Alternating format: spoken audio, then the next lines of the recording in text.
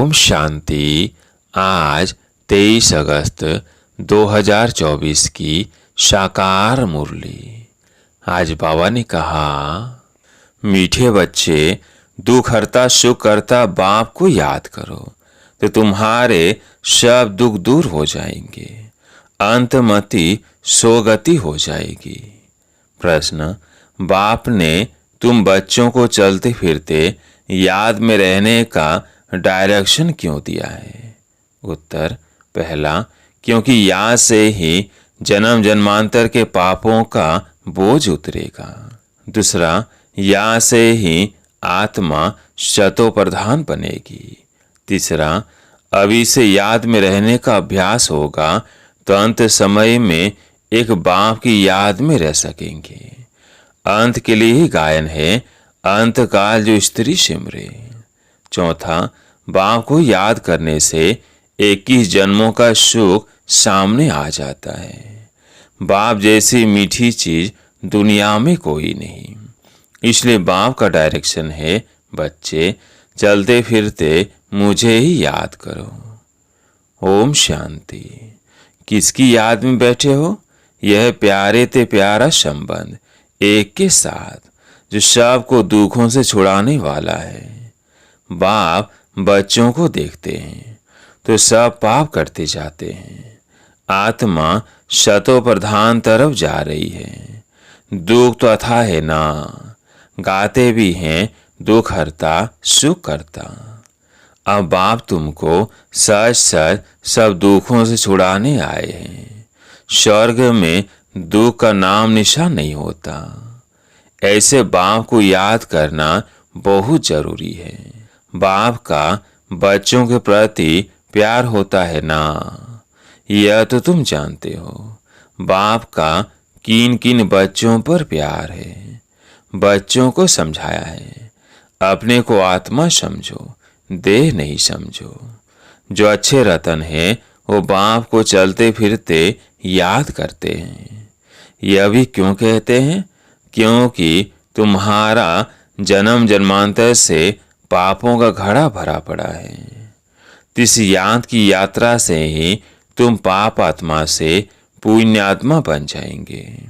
यह भी तुम बच्चे जानते हो कि यह पुराना तन है। दुख आत्मा को ही मिलता है। शरीर को चोट लगने से आत्मा को दुख फील होता है। आत्मा कहती है, मैं रोगी दुखी हूं। यह दुख की दुनिया, कहां भी जाओ दुख ही दुख है। सुख धाम में तो दुख हो न सके। दुख का नाम लिया तो गोया तुम दुख धाम में हो। सुख धाम में तो जरा भी दुख नहीं। समय भी बाकी थोड़ा है। इसमें पूरा पुरुषार्थ करना है, बाप को याद करने का। जितना याद करते रहेंगे उतना शतो प्रधान बनते जाएंगे। पुरुषार्थ करके अवस्था ऐसी जमानी है जो तुमको पिछाड़ी में सिवाय एक बाप के कुछ याद ना आए। एक गीत भी है, अंतकाल जो स्त्री सिमरे। यह अंतकाल है ना, पुरानी दुनिया दुखधाम का अंत है। अभी तुम सुखधाम चलने का पुरुषार्थ करते हो। तुम शूद्र से ब्राह्मण बने हो, यह तो याद रहना चाहिए ना। शूद्र को है दुख, हम दुख से निकल फिर अब चोटी पर चढ़ रहे हैं। तो एक बाप को याद करना है, मोस्ट विलबेड बाप है। उनसे मीठी चीज कौन सी होती है? आत्मा उस परम पिता परमात्मा को ही याद करती है ना। सब आत्माओं का बाप है। उनसे मीठी इस दुनिया में कोई चीज हो न सके। इतने सब ढेर बच्चे हैं, कितने में याद आते होंगे? सेकंड में। अच्छा, सारे सृष्टि का चक्र कैसे फिरता है वो अभी तुम बच्चों की बुद्धि में अर्थ सही थे। जैसे कोई ड्रामा देख कर आते हैं, कोई पूछेंगे ड्रामा याद है? हाँ कहने से ही सारा बुद्धि में आ जाता है, शुरू से लेकर अंत तक।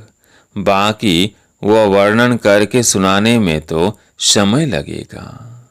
बाबा बेहद का बाबा है। उसको याद करने से ही 21 जन्मों का सुख सामने आ जाता है। बाप से यह वर्षा मिलता है। सेकंड में बच्चों को बाप का वर्षा सामने आ जाता है। बच्चा पैदा हुआ, बाप जान जाते हैं, वारिस ने जन्म लिया, सारी मिल्कियत याद आ जाएगी। तुम भी अकेले अलग अलग बच्चे हो, अलग अलग वर्षा मिलता है ना, अलग अलग याद करते हो। हम बेहद बाप के वारिस हैं। सतयुग में तो एक ही बच्चा होता है, वह सारी मिल्कियत का वारिस ठहरा। बच्चों को बाप मिला और विश्व का मालिक बना। सेकंड में देरी नहीं लगती। बाप कहते हैं तुम अपने को आत्मा समझो, फीमेल मत समझो। आत्मा तो बच्चा है ना। बाबा कहते हैं हमें सब बच्चे याद पड़ते हैं। आत्माएं सब भाई भाई हैं। जो भी सब धर्म वाले आते हैं वो कहते सब धर्म वाले भाई भाई हैं, परंतु समझते नहीं। अभी तुम समझते हो कि हम बाबा के मोस्ट विलबेड बच्चे हैं। बाप से पूरा बेहद का वर्षा जरूर मिलेगा। कैसे लेंगे वो अभी तुम बच्चों को सेकंड में याद आ जाता है। हम शतो प्रधान थे, फिर तमो प्रधान बने, अब ही शतो प्रधान बनना है। तुम जानते हो बाबा से हमको शौर के सुखों का वर्षा लेना है। बाप कहते हैं अपने को आत्मा समझो। देह तो विनाशी है, आत्मा ही शरीर छोड़कर चली जाती है, फिर जाकर दूसरा नया शरीर गर्भ में लेती है। पुतला जब तैयार होता है तब आत्मा उसमें प्रवेश करती है, परंतु वो तो है रावण के बस, विकारों के बस जेल में जाते हैं।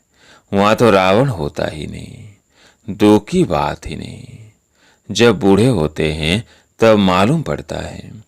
अभी यह शरीर छोड़ हम दूसरे शरीर में जाकर प्रवेश करेंगे। वहाँ तो डर की कोई बात नहीं रहती है। यहाँ तो कितना डरते हैं, वहाँ निडर होते हैं।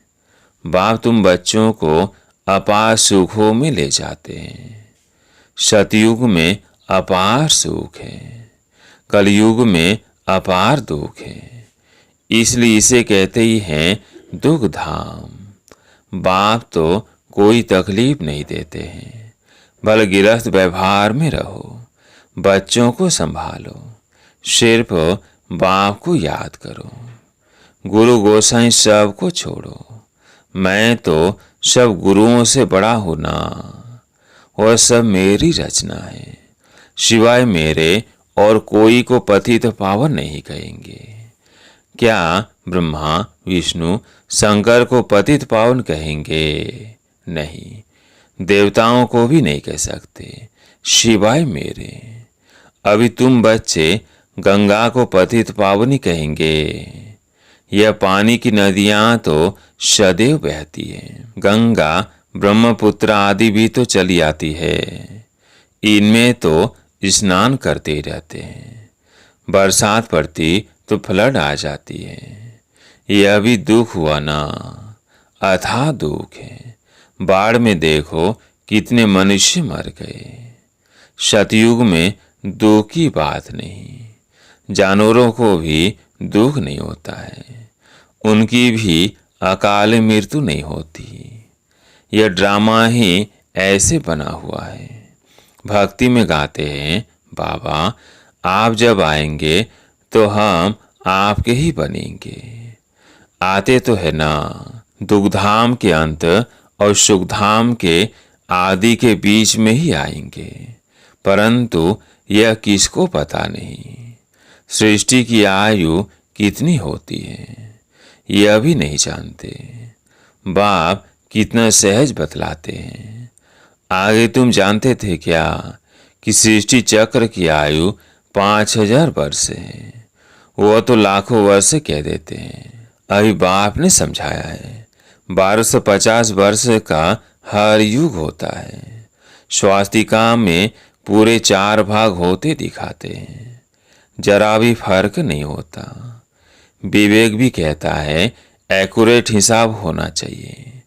पूरी में भी चावल का हंडा चढ़ाते हैं तो पूरे 4 हिस्से आप ही हो जाते हैं। ऐसी युक्ति बनाई हुई है। वहाँ चावल बहुत खाते हैं।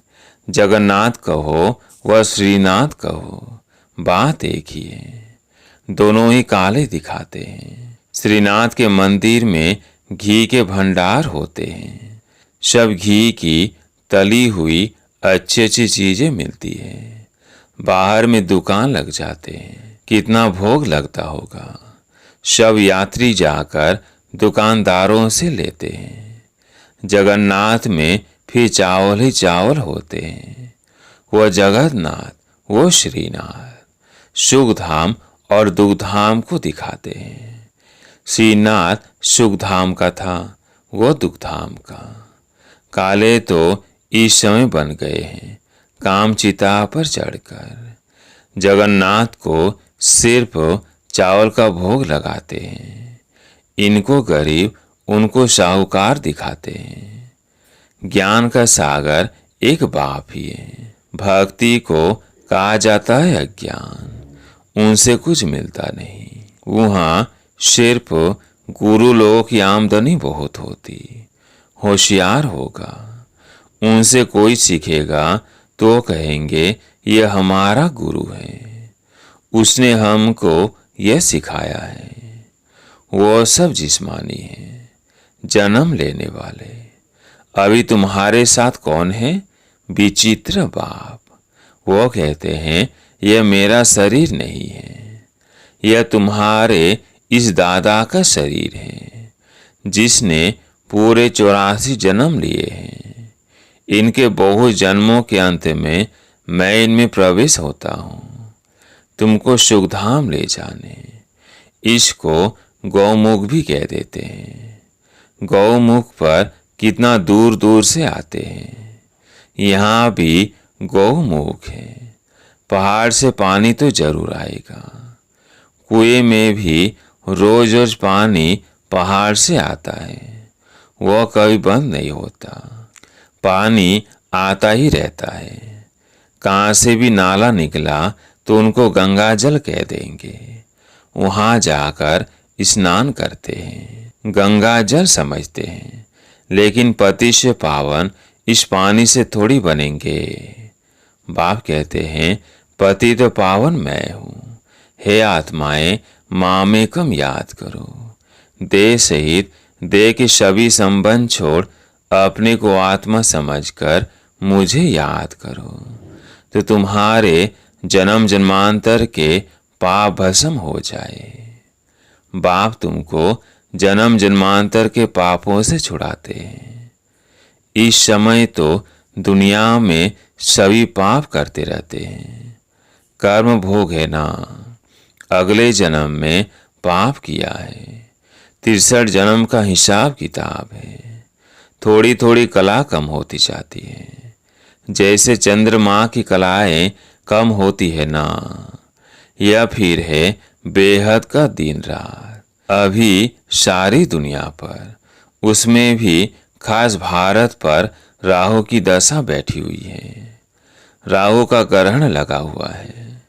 अभी तुम बच्चे श्याम से सुंदर बन रहे हो, इसलिए श्री कृष्ण को भी श्याम सुंदर कहते हैं। सचमुच काला बना देते हैं। काम चिता पर चढ़े हैं तो निशानी दिखा दी है, परंतु मनुष्यों की कुछ बुद्धि चलती नहीं। एक सांवरा दूसरा गोरा कर देते हैं। अभी तुम गोरा बनने का पुरुषार्थ कर रहे हो। शतो प्रधान बनने का पुरुषार्थ करेंगे तब तो बनेंगे ना। इसमें तकलीफ की बात नहीं। यह ज्ञान अभी तुम सुनते हो, फिर प्राय लोप हो जाता है। भल गीता पढ़कर सुनाएंगे, परंतु यह ज्ञान तो सुना न सके। वो हुआ भक्ति मार्ग के लिए पुस्तक। भक्ति मार्ग के लिए ढेर सामग्री है, ढेर शास्त्र है। कोई क्या पढ़ते, कोई क्या करते। राम के मंदिर में भी जाते हैं, राम को भी काला कर दिया है। विचार करना चाहिए कि काला क्यों बनाते हैं। काली वाली भी है, मामा के हैरान होते हैं। सबसे काली वो है और बहुत भयानक दिखाते हैं। उनको फिर माता कहते हैं। तुम्हारे यह ज्ञान बाण ज्ञान कटारी आती है तो उन्होंने फिर हथियार दे दिए हैं। वास्तव में काली पर पहले मनुष्यों की बलि चढ़ाते थे, अभी गवर्नमेंट ने बंद कर दिया है। आगे सिंध में देवी का मंदिर नहीं था।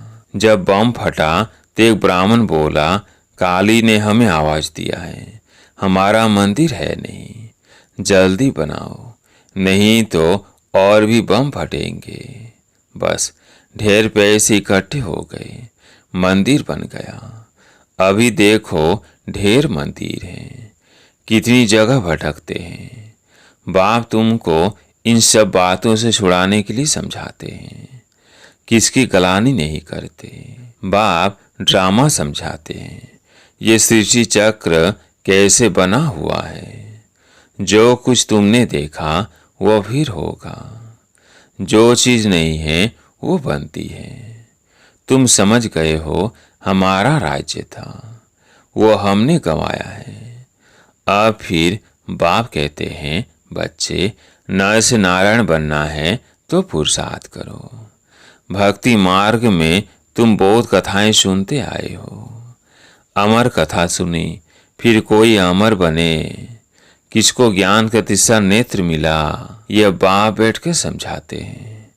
इन आंखों से कुछ भी इविल ना देखो, सिविल आंखों से देखो, क्रिमिनल से नहीं। इस पुरानी दुनिया को ना देखो, यह तो खलास हो जानी है। बाप कहते हैं, मीठे मीठे बच्चों, हम तुमको राज्य देकर जाते हैं एक ही जन्म के लिए। वहां और कोई का राज्य होता नहीं, दुख का नाम नहीं। तुम बड़े सुखी और धनवान होते हो। यहाँ तो मनुष्य कितना भूख मरते रहते हैं, वहां तो सारे विश्व में तुम राज्य करते हो। कितनी थोड़ी जमीन चाहिए, छोटा बगीचा फिर वृद्धि होते होते कलयुग अंत तक कितना बड़ा हो जाता है। और 5 विकारों की प्रवेशता के कारण वो कांटों का जंगल बन जाता है। बाप कहते हैं, काम महाशत्रु है, इनसे तुम आदि मध्य अंत दुख पाते हो। ज्ञान और भक्ति को भी अब तुमने समझा है, बिना सामने खड़ा है। इसलिए अब जल्दी जल्दी पुरुषार्थ करना है, नहीं तो पाप भस्म नहीं होंगे। बाप की याद से ही पाप कटेंगे। पतित पावन एक बाप ही है। कल्प पहले जिन्होंने पुरुषार्थ किया है वह करके ही दिखाएंगे। ठंडे मत बनो, सिवाय एक बाप के और कोई को याद ना करो। सब दुख देने वाले हैं, जो सदा सुख देने वाला है उनको याद रखो। इसमें गफलत नहीं करनी है। याद नहीं करेंगे तो पावन कैसे बनेंगे। अच्छा, मीठे मीठे सिकिल्दे बच्चों प्रति माता पिता बाप दादा का याद प्यार और गुड मॉर्निंग। रूहानी बाप की रूहानी बच्चों को नमस्ते। हम रूहानी बच्चों की रूहानी बाप दादा को याद प्यार गुड मॉर्निंग नमस्ते नमस्ते। धारणा के लिए मुख्य सार। पहला पॉइंट है, इन आंखों से ईविल यानी बुरा नहीं देखना है। बाप ने जो ज्ञान का तीसरा नेत्र दिया है उस सिविल नेत्र से ही देखना है। शतो प्रधान बनने का पूरा पुरुषार्थ करना है। दूसरा पॉइंट है, गृहस्थ व्यवहार को संभालते हुए प्यारी चीज बाप को याद करना है। अवस्था ऐसी जमानी है जो अंत काल में एक बाप के सिवाय दूसरा कुछ भी याद ना आए। आज प्यारे मीठे बाबा का वरदान।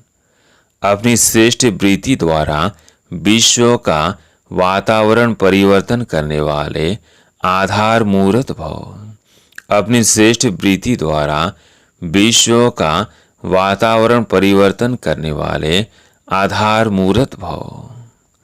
आप बच्चे सिर्फ अपने जीवन के लिए आधार नहीं हो, लेकिन विश्व की सर्व आत्माओं के आधार मूर्त हो। आपकी श्रेष्ठ वृत्ति से ही विश्व का वातावरण परिवर्तन हो रहा है। आपकी पवित्र दृष्टि से विश्व की आत्माएं और प्रकृति दोनों पवित्र बन रही है। दृष्टि से सृष्टि बदल रही है। आपके श्रेष्ठ कर्मों से श्रेष्ठचारी दुनिया बन रही है। अभी जब आप इतनी बड़ी जिम्मेवारी के ताजधारी बनते हो, तब भविष्य में ताज तख्त मिलता है। स्लोगन: सर्वशक्तिमान बाप को अपना साथी बना लो तो कोई भी विघ्न आपको रोक नहीं सकता। सर्वशक्तिमान बाप को अपना साथी बना लो तो कोई विघ्न आपको रोक नहीं सकता। अच्छा, ओम शांति।